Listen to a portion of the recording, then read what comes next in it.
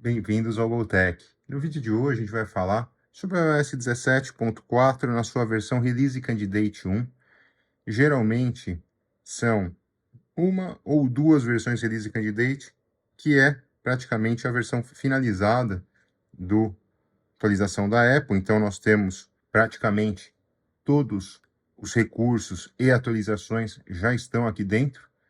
E a gente já pode fazer um vídeo mostrando praticamente todos os recursos que vieram nessa versão. Então, essa é o build 21E217. Pela letra e a numeração, já se percebe que é a versão próxima do final. Eu acredito que nós teremos mais uma Release Candidate ainda. Mas pode ser que depois dessa daqui, inclusive, já tenha a beta pública. Eu vou falar no final do vídeo quando deve sair a versão final.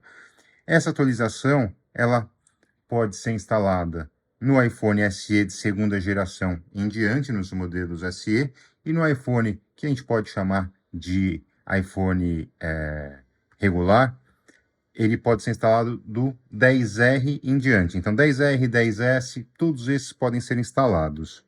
A mudança mais significativa foi quanto ao sideloading. E o que é o sideloading? É a possibilidade de você instalar aplicativos fora da App Store da Apple. Eu não sei se vocês se recordam, mas anteriormente tínhamos um sistema chamado Cydia, logo nos primórdios do iPhone. Então, o iPhone não era baseado em apps, ele era baseado somente em web apps. Então, você tinha lá os aplicativos rodando no browser e executaria por lá. Essa foi a ideia original quando foi concebido o iPhone. E aí, a comunidade dos usuários de iPhone criaram uma loja chamada Cydia, e para você conseguir instalar esses aplicativos bem diferentes, você tinha que necessariamente fazer um jailbreak para poder instalar os aplicativos, e tinham aplicativos muito bons nessa loja. Então a gente voltou a essa época. O sideloading é interessante porque para o desenvolvedor ele não vai ficar mais preso às exigências da Apple. Então não vai ser necessário ele pagar a comissão que a Apple determina, muito menos seguir o seu regramento. Então, isso vai valer apenas para a comunidade europeia. Quando você pensa em comunidade europeia, você pensa na Europa, sem a Inglaterra, porque o Reino Unido não faz parte da comunidade europeia. Então, o Reino Unido não vai ter essas modificações. Outra alteração que teremos é que você vai poder utilizar um outro browser como default. Então, nós necessariamente temos que utilizar o Safari. Para aqueles que fazem parte da comunidade europeia, ele vai poder escolher o Chrome, o Firefox, o Edge, qualquer outro navegador que ele prefira. Então, essa é outra mudança bem-vinda, mas, como eu coloquei para vocês, somente para países e usuários cadastrados na comunidade europeia. Você vai poder conseguir fazer isso? Sim, só que vai dar um certo trabalho. Você vai ter que criar um Apple ID europeu e para poder conseguir fazer essas alterações. Outra alteração também que acabou vindo com o 17.4 é uma alteração na carteira da Apple, que é o Wallet. E como é que funciona o Wallet? Você coloca lá seu cartão dos bancos, do Banco do Brasil, do Itaú, do Bradesco, da Caixa, do Nubank, coloca dentro do aplicativo da Apple, e quando você vai pagar uma compra, você escolhe esse cartão, vai com o iPhone via NFC, passa na maquininha e ela vai debitar. É como se você estivesse utilizando um cartão magnético. Só que necessariamente hoje você tem que fazer diretamente no aplicativo da Apple. A lei da Comunidade Europeia também determina que a pessoa possa ter essa opção. Então, vão se criar novas carteiras e aí você vai poder instalar um outro aplicativo com tenha suporte NFC para fazer os seus pagamentos. Isso, mais uma vez, não vai ser aplicado aqui, nem nos Estados Unidos, nem outro local, a não ser que seja na Comunidade Europeia. Então, a partir de agora, a gente vai começar a falar das alterações que nós vamos sofrer impacto com a 17.4, já que nós só falamos agora das alterações que foram exigências da Comunidade Europeia para a Apple continuar vendendo o seu aparelho lá. A primeira grande alteração que muitos acabam utilizando são os emoticons. Então agora nós teremos o símbolo de não, o símbolo do rosto dizendo sim, uma fênix, uma corrente quebrada, um cogumelo, um limão, Porque, curiosamente, a gente tinha pêssego, tinha berinjela, mas não tinha o limão, agora tem.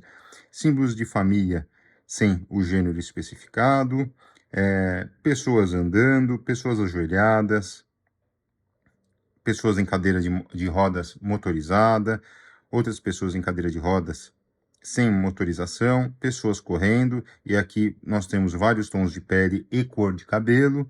A mesma coisa também, esses novos emoticons temos também com gênero feminino, e aí temos a mulher andando, a mulher ajoelhada, a mulher andando mais pausadamente, de modo mais devagar, uma mulher com uma cadeira de roda elétrica, uma mulher com cadeira de roda convencional e uma mulher correndo.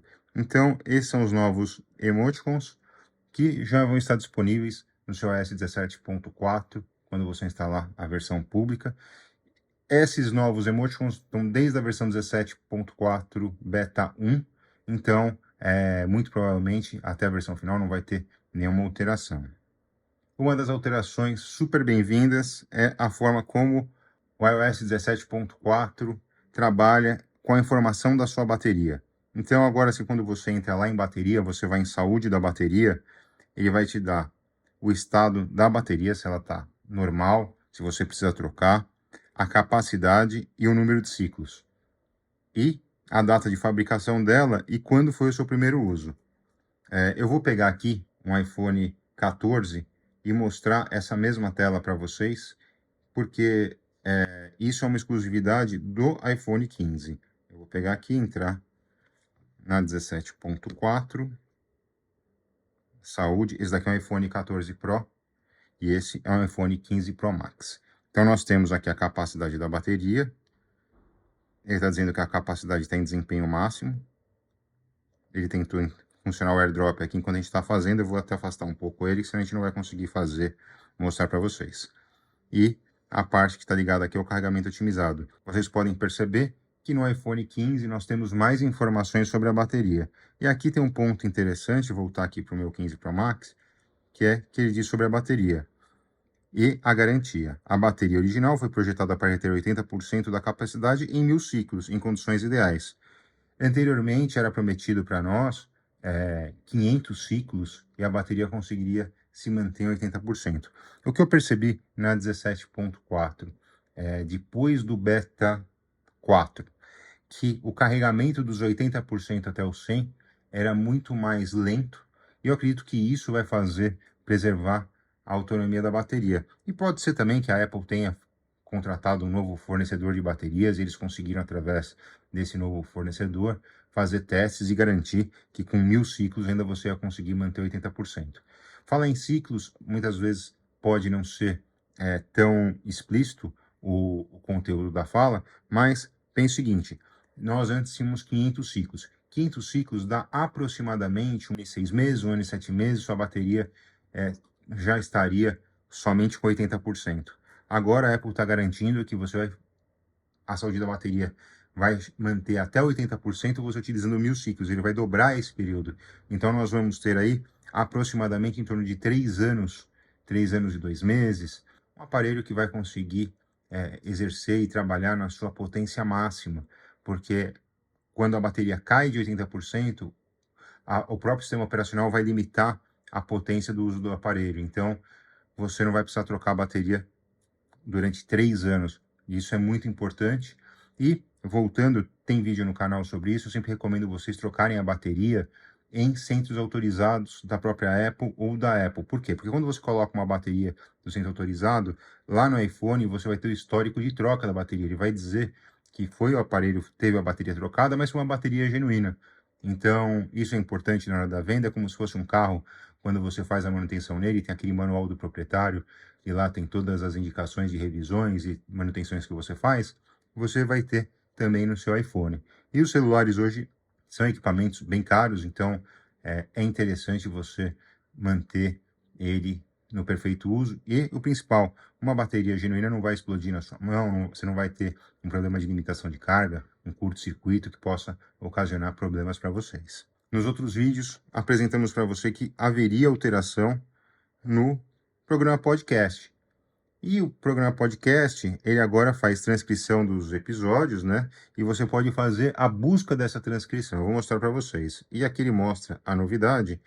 Então, eu vou executar para vocês um podcast em inglês para vocês verificarem como é que funciona. Eu estou no Apple News Today, que diz sobre notícias da Apple. Cliquei aqui no episódio de 28 de fevereiro. E assim, como é que funcionava quando você acessava o podcast? Tinha lá uma foto que a pessoa, quando queria, pode colocar durante o podcast. E aqui a gente tem o texto. A partir do iOS 17.4, você pode clicar aqui no link da transcrição. Então, conforme a pessoa está dando a sua notícia, falando, ele vai acompanhando aqui o que está sendo dito pelo podcast. E aí eu posso colocar aqui, por exemplo, para pesquisar, ó, vamos ver se fala sobre iPhone. Não fala. Vamos colocar então, eu vi aqui uma palavra, vamos colocar legal, que pelo menos fala. Então ele vai para o trecho, encontrou 5 vezes a palavra, então a transcrição já vem antes do que está sendo dito. E aí eu posso ir diretamente para a área e rodar a partir daqui. Esse recurso é super interessante. Antes era somente para a língua inglesa e a novidade é que agora está funcionando em francês, espanhol e alemão.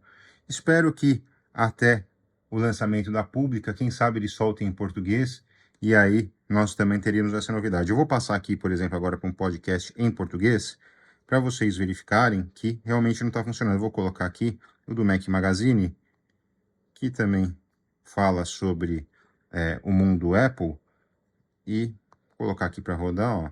Estou rodando o podcast do Mac Magazine, só que o botão de transcrição não fica ativo. Eu posso apertar aqui e não vai acontecer nada.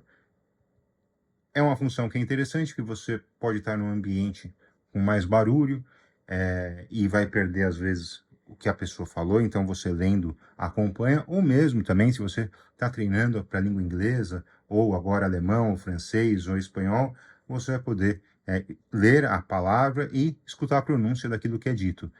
Eu acho que é uma ferramenta interessante, tanto para o seu consumo de conteúdo, como para o seu aprendizado. Então, essa alteração vai fazer, por exemplo, eu utilizar muito mais o aplicativo de podcast da Apple do que eu utilizava antes. Por exemplo, eu escutava as coisas mais no YouTube. Com certeza, entrar no meu dia a dia o aplicativo podcast. Ainda no aplicativo podcast, eu vi uma mudança visual. Nós não tínhamos antes o botão Home, então agora a gente tem um botão Início aqui, ó. Clico no Início, ele já vai me jogar as principais podcasts que eu possa querer escutar. E interessante que também esse botão Início foi para o Music. Eu vou aqui entrar no aplicativo Music, e aqui, ó, vocês podem ver que tem aqui, ó, o botão Início. Ele vai carregar, vai sugerir as músicas que geralmente eu escuto. Então, aqui Pearl Jam, né? Hard Rock dos anos 90, o que eu escutei em 23, Jazz. Ele vai criar uma personalização dentro do seu início. É bem interessante, nós não tínhamos antes, e mostra também que agora o sistema ele vai ficar mais integrado, ele vai ter praticamente uma linguagem própria quando se fala em podcast e em Apple Music. Teremos as mesmas funções, os mesmos botões, fica muito mais fácil fazer essa migração. Eu vou desligar aqui o aplicativo, porque depois a gente vai rodar o nosso Geekbench para fazer o teste de performance dele, e pode trazer alguma alteração. Um inscrito nosso que fez essa sugestão, eu acho que super pertinente. Se você tiver alguma sugestão também pode colocar. Eu vou aproveitar também e pedir para vocês se inscreverem no canal, é de graça. A gente sempre vai trazer conteúdos para vocês. A gente colocou ontem conteúdo de inteligência artificial, aí tínhamos também as outras versões de beta que nós vemos acompanhando durante o tempo. Também falo sobre o que eu vejo quando eu tenho um dispositivo novo, eu acabo adquirindo, compartilho a experiência com vocês. Então, não custa nada. E aí, se vocês gostarem do material, vocês continuam inscritos lá. E, para nós, é muito importante, que eu sei que está tendo um feedback positivo disso, nos incentiva a continuar produzindo esse tipo de conteúdo. Também tivemos a adição de um novo widget. Eu vou entrar aqui para mostrar para vocês. Lá na área de relógios, agora a gente tem um relógio chamado Cidade. Cadê aqui? Vou colocar mais fácil, colocar relógio, a gente vai direto para a área. E aí, eu passando aqui, ó, eu tenho Cidade 1, Cidade 2, Cidade 3, Então, como é que funciona isso? Você está viajando, quer ter o horário local e pode ter também colocar a da sua cidade. Aí você fica com 2 relógios ao mesmo tempo na sua tela de widget. Vou adicionar esse aqui, ó. Tá vendo? Ficou aqui o horário de Cupertino. Agora, no Brasil, é 11 horas e 8 minutos. E lá em Cupertino é 6 horas da manhã. É menos 5 lá. Então, para quem viaja ou para quem está trabalhando fora, quer não interromper ou atrapalhar o horário da outra pessoa, vai fazer uma ligação de negócios, às vezes é muito cedo, é muito tarde, tem aqui a sua referência na própria tela do iPhone. E o interessante também é que esse ícone vai acompanhar o modo noturno. Se você estiver trabalhando com o seu iPhone no modo noturno, ele vai ficar preto. Se você estiver no modo diurno, ele vai ficar branco. Então você tem essa opção de configuração. Eu vou remover aqui, que senão fica meio bagunçado a minha área aqui de trabalho do iPhone. E também foi colocado uma nova opção lá na parte de dispositivos roubados. Então eu vou entrar aqui para vocês verem. Vou sair aqui da bateria. Aí, eu não sei se vocês lembram, lá no 17.3, que é um dos recursos mais importantes que nós temos hoje no iPhone, que é a opção de você proteger o seu dispositivo anti-roubo, você entra lá em Face ID, e aí, dentro dele, você tem a opção de proteção de dispositivo roubado. O que, que é isso daqui? É o seguinte, se o seu aparelho for furtado, o ladrão não vai conseguir colocar alterar o seu Apple ID, que é o que eles faziam antes. Então ele às vezes pegava o seu celular aberto, e aí ele trocava o seu rosto pelo rosto dele, trocava a sua senha pela senha dele, trocava o seu Apple ID pela senha dele, e ele tinha controle total do seu aparelho, poderia tirar ele da rede Buscar, poderia inclusive zerar ele para vender para outras pessoas. A partir de agora, o que, que acontece?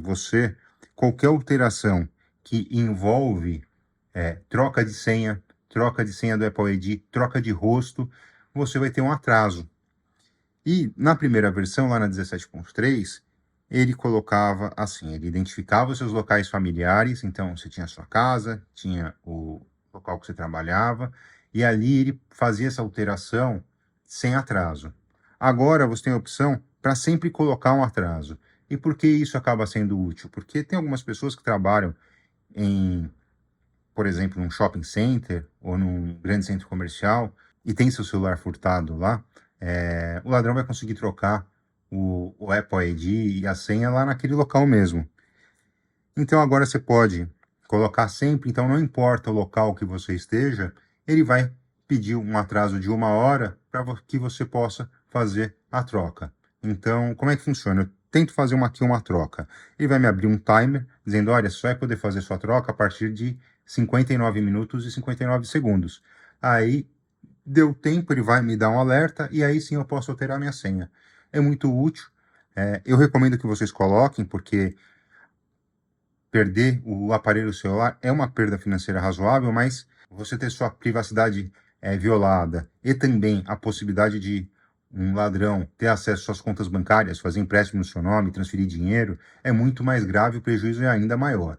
Então façam isso, é uma recomendação que eu sempre faço aqui no canal, e faltava isso no iPhone desde a sua criação, e finalmente a Apple entendeu da necessidade de colocar um dispositivo de proteção anti-furto. E agora, em tudo, é positivo na alteração das betas. Então, na beta 1, a Apple trouxe uma função que eu considerava bem interessante, que ele tinha alargado aqui a parte do endereço, e aí ficava mais fácil você digitar o endereço aqui para acessar a internet, e agora ela voltou a ficar um pouco mais estreito, comparando com a 17.1. Eu percebi essa alteração na beta 3, que eles reduziram, voltaram ao modo normal, e não sofreu mais nenhum design.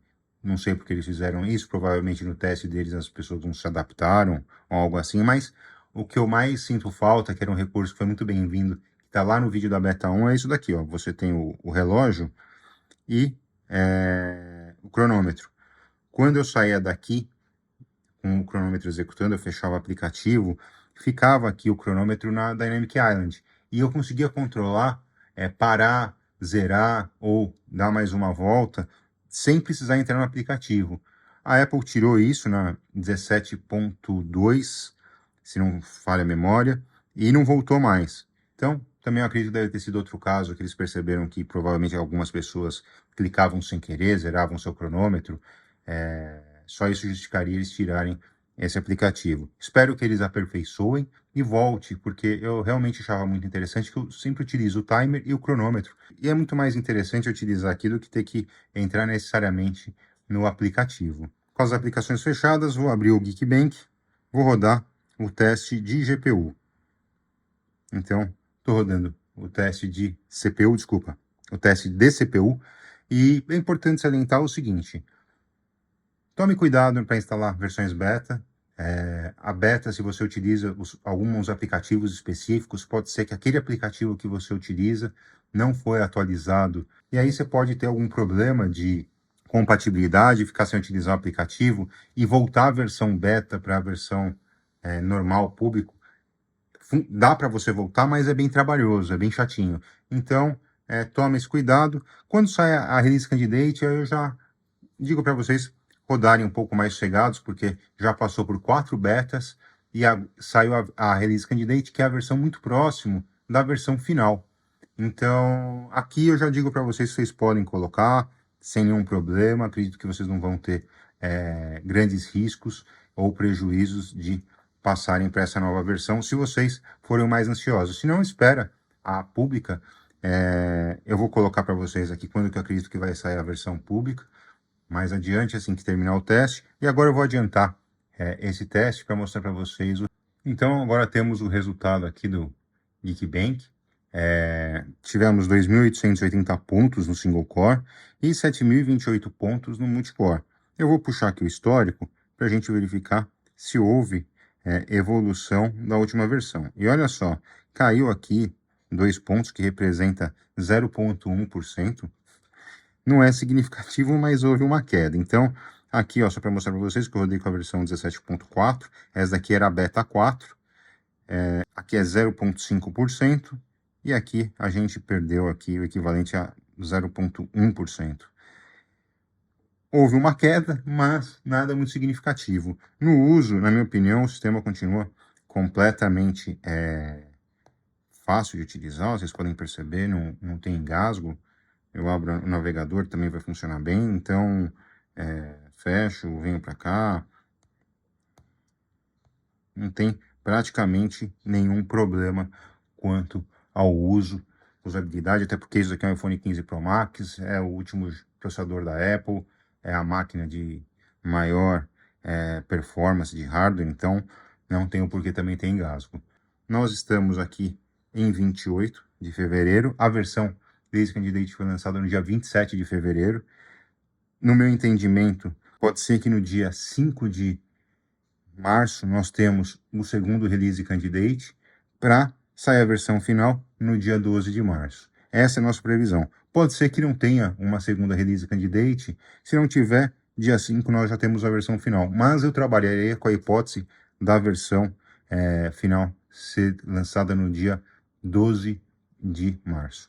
A gente vai também fazer o vídeo no canal, que é o seguinte: toda vez que sai uma versão beta do iOS, ele permite que eu consiga instalar no meu relógio o beta do 17.4. Como já está em Release Candidate, eu vou rodar a versão no relógio, e lembrando que as versões beta do Apple Watch, você não consegue voltar atrás. Então, se você instalou uma beta e ela não funcionou bem, sinto muito, você não vai conseguir fazer o downgrade. Eu espero que vocês tenham gostado do vídeo. Peço mais uma vez, se inscrevam no canal, que é muito importante para nós.